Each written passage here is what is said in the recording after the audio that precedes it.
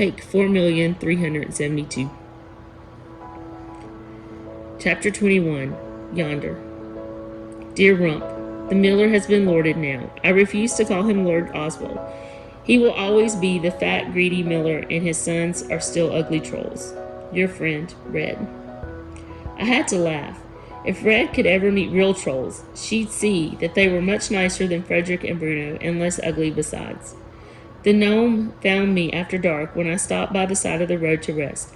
I sent a return message explaining where I was going. I told Red if she contacted me again, which of course she didn't have to as it might not get to me anyway, not to tell me anything about Opal and babies.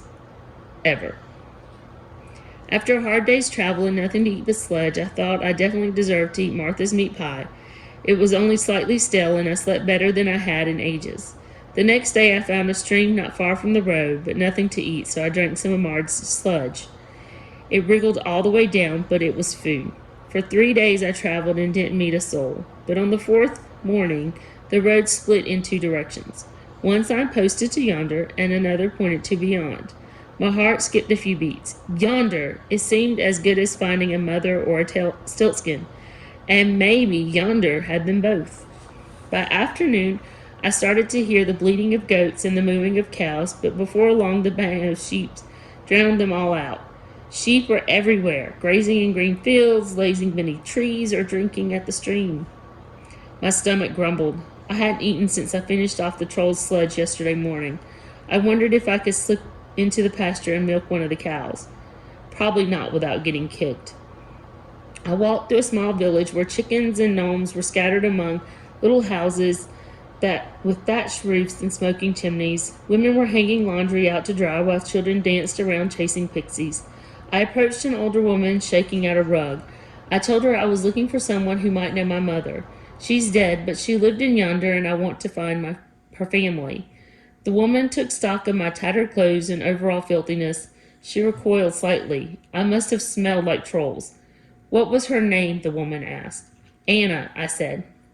I don't know her, she said. But there's another village about 5 miles yonder that has a fair amount of merchants and peddlers. When you come to a fork in the road, take the left. Thank you, I said, and started to leave. But then my stomach reminded me to ask, do you have any food you could spare? I've been traveling a long time. The woman hesitated, but then nodded. Wait a moment. When she came back, she handed me a slice of bread and a slab of goat's cheese. I wish there was something I could offer in return, but all I had was Opal's jewels, which might raise the woman's suspicion and would definitely require far too much explanation or a load of lies. So I simply gave her my thanks and went on my way. As soon as I was out of the woman's sight, I walked down by the stream and shoved the bread and cheese in my mouth. The way I looked, I doubted anyone would be very helpful, so I washed as much dirt and grime and troll smell off me as I could. But the downside of being clean was that the pixies instantly flew to me, and I had to walk with them fluttering all over my head and around my body.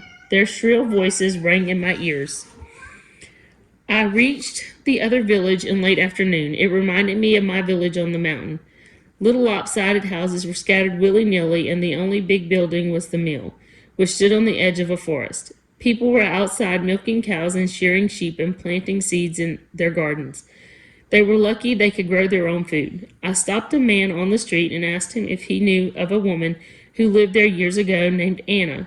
He said no. I asked more people and they all said no.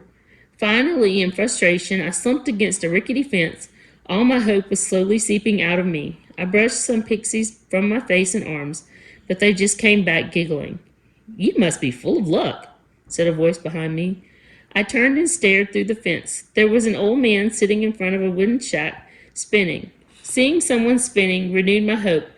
Maybe I shouldn't just ask about my mother, but about the kind of work she did. Luck? I asked the man, brushing a pixie from my nose. The pixies, they bring luck, said the man. I snorted. I'm the most unlucky person I know. Luck can change. I watched him spin rhythmically, twisting the wool. Are there many here who spin? A fair few. We have a lot of wool. Yes, of course. All those sheep. I opened the gate and stepped closer to the man and his spinning wheel. Just ordinary wool. And do they all spin the same way as you? Well, I suppose a few have lost a finger or two in the business, but mostly we all get on the same, not much to it. But I've heard tales, stories of those who can spin wonderful things, not regular yarn, but more valuable things. The man stopped his spinning and looked up at me with pale, penetrating eyes. I stepped back. You're speaking of the wool witches. The wool witches? Is there such a thing? Oh, yes, he said with a laugh. And they're witches? All right. Can turn wool into silk and grass into silver. Their work is quite fine, though I've never seen it. They travel to trade it, won't trade with anyone they know. They live there in those woods. He pointed in the direction of the mill. Witches must like to live hidden in trees. Thank you, I said, and turned to leave. Watch your step, said the old man. I froze. Excuse me? You're stepping in my wool, he said, pointing to my feet. Oh, right. Sorry, and thank you. I walked through the little village and kept my eyes on the ground. I could feel the stairs on the back of my head. I guess they didn't get many visitors. Well, we never did on the mountain either. I glanced up as I passed the mill. A girl sat outside, combing through wool. She reminded me of Opal and bargains and babies. My stomach twisted. I looked back down at the ground and stepped into the trees. There was a dusty little road leading into the woods, but soon it became a narrow rocky trail, which twisted and wound until I thought I might be going in circles. Then the trail faded altogether, and I wondered if it was one of those tricky paths Res used to find her granny. These were witches, after all. Pixies flitted about my nose and buzzed in my ears. Maybe I should roll in the mud again. Maybe I should find the path and go back. And then I saw smoke rising in the distance. As I drew closer, the pixies seemed to multiply, and they danced and squealed all around me. Finally, I came to a little cottage with flowers blossoming along the hedge and a stone path that led to a door painted bright red. A red door was a bad sign. I felt all hot and twitchy. I shouldn't be here. These witches might not know anything about my mother. They might not know anything about my kind of spinning, and they might not be nice. Before I could change my mind, the door flew open and a girl stepped outside. She squealed in delight. A visitor! Oh, do come in. We have cake.